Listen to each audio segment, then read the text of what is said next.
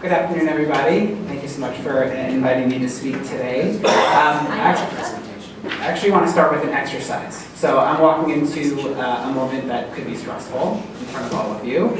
I'm going to do this for myself, and I invite you to do it as well. So I'm going to breathe in for 4 seconds. I'm going to hold it for 4 seconds. I'm going to exhale for 4 seconds, and then I'm just going to pause for 4 seconds. And feel free to do that as well as I do it. So breathe in. Hold. Breathe out. Hold. A lot of our work in JResponse is to help people feel a little bit better after they've experienced a trauma.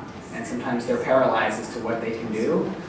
One of the first things that we'll be teaching our JResponders and that we can do for folks that are experiencing stress is just teach them to breathe. So I feel a little bit more relaxed now.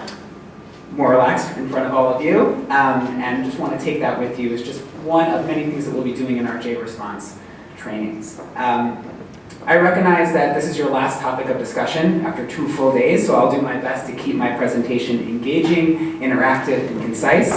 And JResponse has come a long way in just the last 2.5 months since our time in Pittsburgh. And I'm excited to share with you elements of our 2-year vision and our next steps, and building upon the why of this work. It's more than just emergency disaster response. It's how we can build bridges amongst the JCCs and amongst our people, how we can elevate talent, dovetailing upon the presentation that Brian just gave, and how we can strengthen our overall communities, both in a time of crisis and even before and well after a crisis. So over the next few minutes, I will share with you how we are grounding our work in Jewish text and tradition, our Jewish lens of JResponse. In addition, I will highlight the 2 components of our work, notably how we're going to be training our staff in every JCC to become JResponders, and our Readiness initiative, so we can engage every JCC to employ the best practices, protocols, and plans to respond to a crisis before one occurs. There'll be a short exercise around readiness that would love to seek your input, and we'll have a short discussion. And I'd love to close by highlighting how we aspire to where JResponse we hope to be by the end of 2021. So the Jewish canon, from our text to our values, really will guide us in this work. And the values that I have on this slide are just a sampling of how JResponse is emblematic of our tradition. We are in this work because we're commanded to be in this work, because we're all responsible for one another, and we want to be of use. We had several of our JResponders who deployed to Pittsburgh the last couple of months, 2 months ago, write in their local Jewish periodicals, with many thanks to Joanne and our team at West End Strategies, sharing about their work. And a major theme was that they simply just wanted to be useful to our friends in Pittsburgh, which fulfilled them as much as they may have helped their peers. But it's also rooted in Jewish text. And I'd love to actually call upon Brian. I know that we've heard Brian just presented to you over the last several minutes. But when I shared some initial text around JResponse to some members of senior leadership, this really resonated with Brian. So he's going to read this text out loud, and then maybe we'll have a short discussion afterwards. So it says, Maimonides writes, the redeeming of captives takes precedence over supporting the poor or clothing them. There is no greater mitzvah than redeeming captives, for the problems of the captive include being hungry, thirsty, unclothed, and they are in danger of their lives too. Ignoring the need to redeem captives goes against these Torah laws. Do not harden your heart or shut your hand against a fellow needy. Do not stand idly by while your neighbor's blood is shed. And this is out on the following mitzvot. You must surely open your hand to him or her. Love your neighbor as yourself. And rescuing those who are drawn to death, there is no mitzvah greater than the redeeming of captives. We did talk about the captivity of trauma. That's really where we use this. And Brian, did you want to just say a very quick comment about how this resonated with you, especially given your 1.5 years? As I just said, when we were sort of looking at this and we were sharing the love your neighbor as yourself and B'Tselem Elohim, that had all been very meaningful. And he sends this text on Pidyon Shvuim, the redeeming of captains, and I said, I don't see how JResponse ties into that. And Mark very, very acutely said the captivity of trauma, and when people are living through a traumatic event, how much that keeps them captive. And I said, oh my God, that really is transformative for so many on our staff and our community and what they're going through.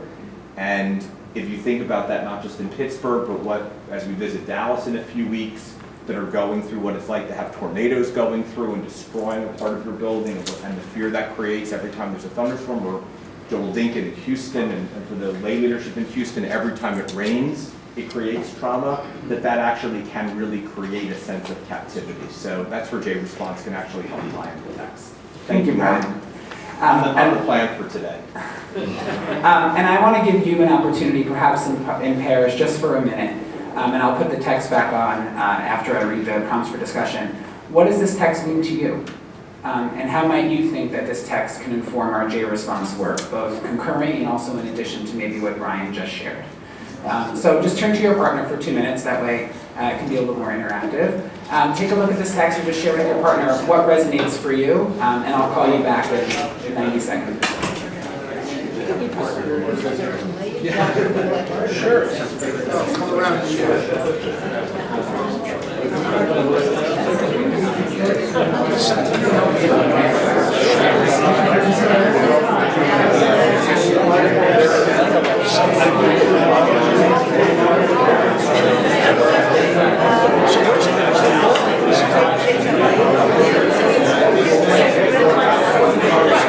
What resonates?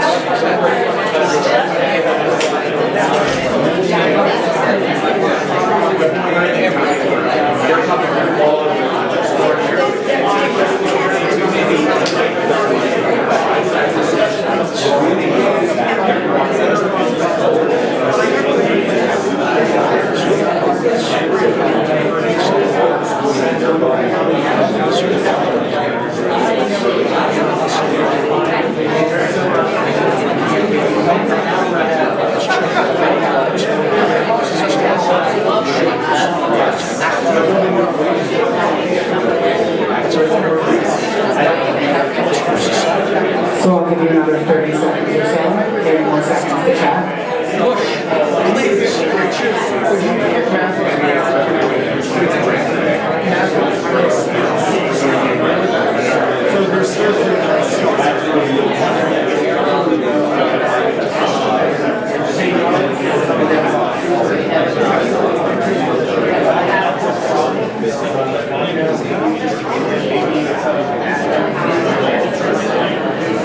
So in the spirit of time, you can bring your attention back towards me.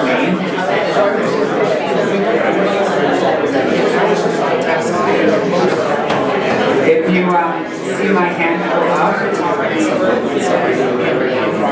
this is not because I want to be condescending in any way. I may accept this in October, but I'm a product of JCC's. I was the proud song leader of JCC's Camp Wise for 5 years, so when the hand goes up, the mouth goes shut. It's still in my mind 20 years later, so I apologize for that. In the spirit of time, I will just ask maybe for one volunteer just to share what you and your partner said, maybe a sentence or two that really reverberated.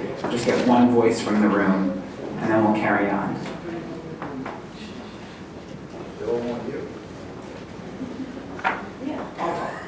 Thank you, Ed. Okay, because you were sitting right here, I couldn't say no. I think when we talk about JResponse, it's important that we emphasize the community part of the Jewish community. Because I know in Harvey, the Jewish Community Center was the distribution point for the neighborhood for millions of dollars of supplies that were donated by Jewish people, the J.J. Watt Foundation, and all the Jewish and non-Jewish people who supported Harvey in our neighborhood. And we became the community resource for the entire community, not just the Jewish community. Thank you, Ed, very much for saying that. And we'll talk a little bit later about, though we want to serve our JCC peers, the work of JResponse, especially in the long term, is how we can be a model for stepping up, for saying hineni, which I know is a word that has been reverberating in this room today, and be a model for all of our friends and colleagues in all of our communities. Certainly when a hurricane hits Houston, or when a fire hits California, it's not just our community that's affected, but we can still step up to help everyone. So I think my summary really connects to what Brian said and what Ed said, that the JCC movement is committed to helping our peers who lay captive to trauma. If we provide relief in the short term on their way out and be a presence to help them recover in the long term, as we did in Pittsburgh, both in the weeks after and then a year after, we'll be doing something right. And we hope to be continuing doing that work when it is needed. So as you know from October, we now have 4 R's of JResponse, and we visualize these 4 R's in what I like to call the JResponse virtuous cycle. Every action we take under the banner of one R will reinforce the work of the others. For example, helping our JCCs with their readiness to effectively respond to a crisis will automatically help them be more resilient and bounce back from a crisis once it occurs. Similarly, training our staff to provide relief to their peers will also help them be more ready for the next crisis. So when we're in a training and we're talking about one R, it's very much influencing the other R's as well. Now, we're not engaging in this work alone. We have many partners in this process, and we're thrilled to be continuing with our signature partnership with IsraAid, and they will be helping us craft our trainings, advise us on our future deployments, and we're going to help them amplify their continental efforts in US and Canada to educate and advocate for individuals to engage in humanitarian aid relief at our JCCs. And they will be one of our partner organizations that will be speaking and presenting to our execs at MIFGOSH in Dallas in a couple of weeks. So one of our 2 major goals over the next 2 years is to train our staff to become JResponders.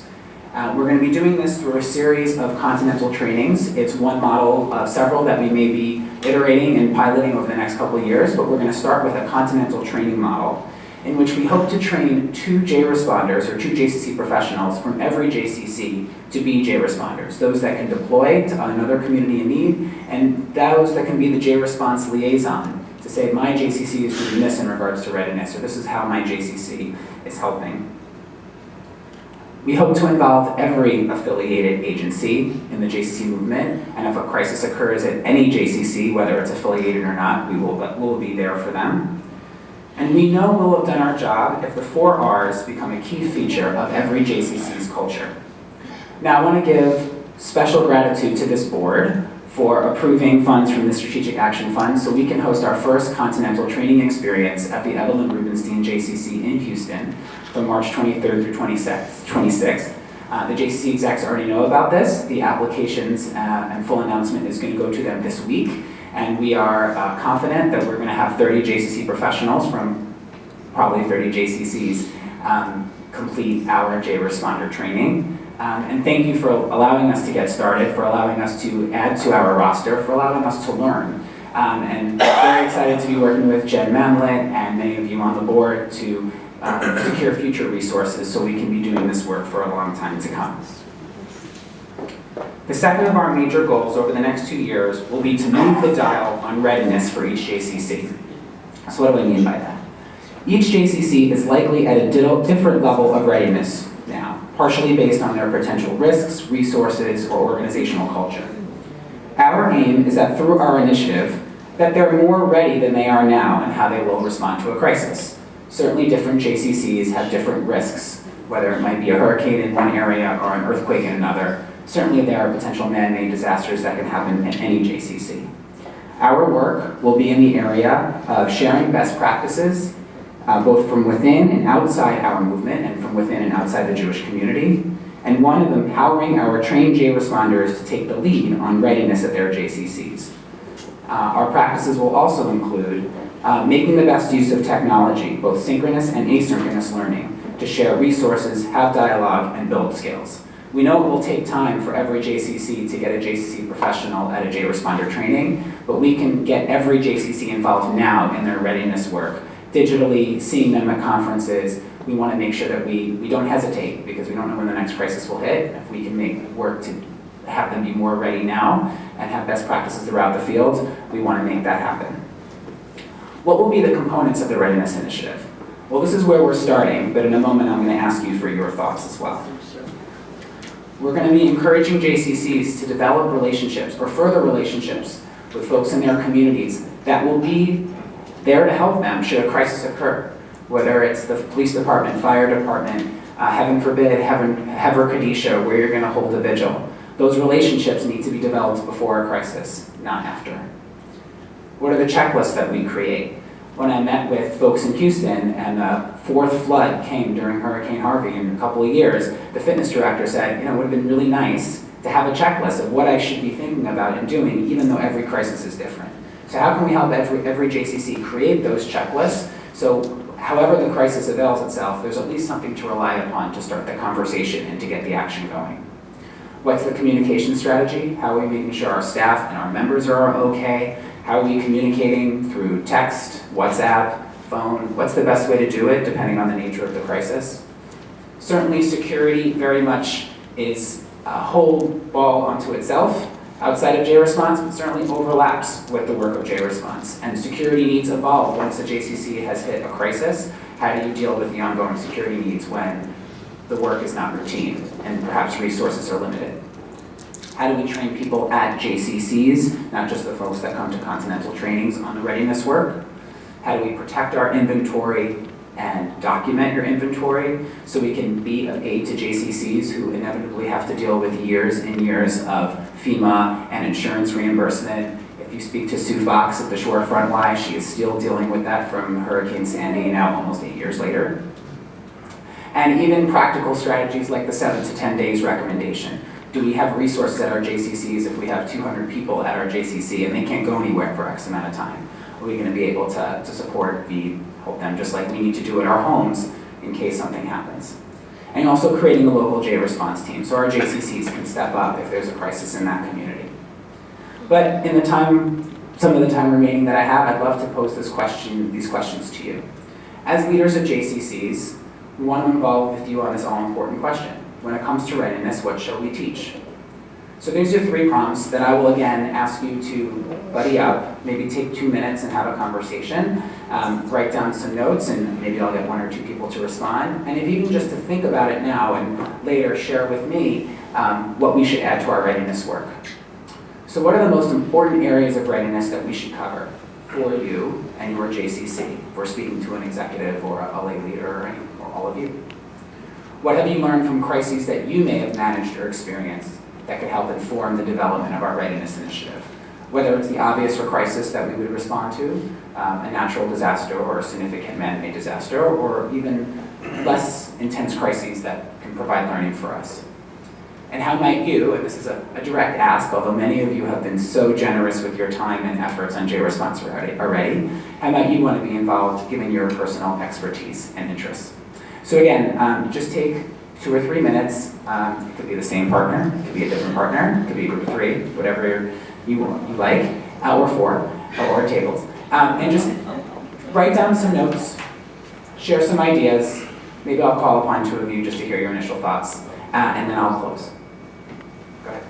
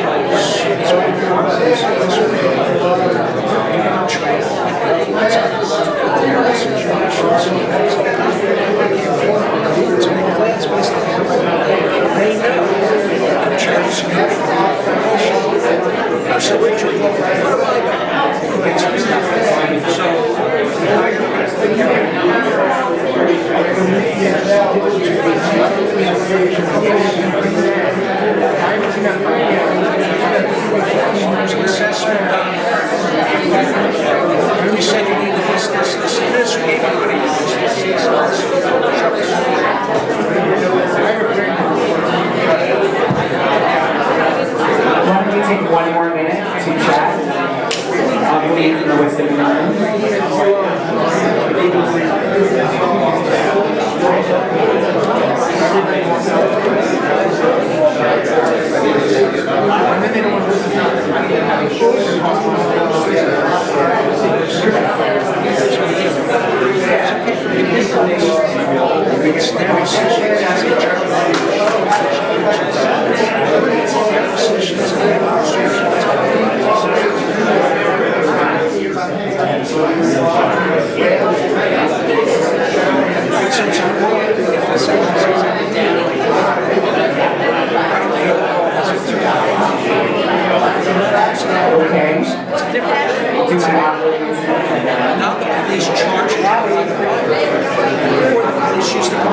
So, I recognize the time is coming close to its end for your time together.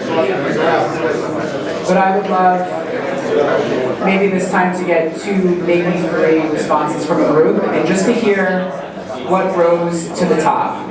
What else should we teach in this Readiness initiative? What came up? And if you don't have the opportunity to speak about it at this moment, know that I am eager to hear all of your thoughts. This lady right here has everything. You told me. Go And ahead. then I'll go to Michael. Okay. Oh, I'm sorry.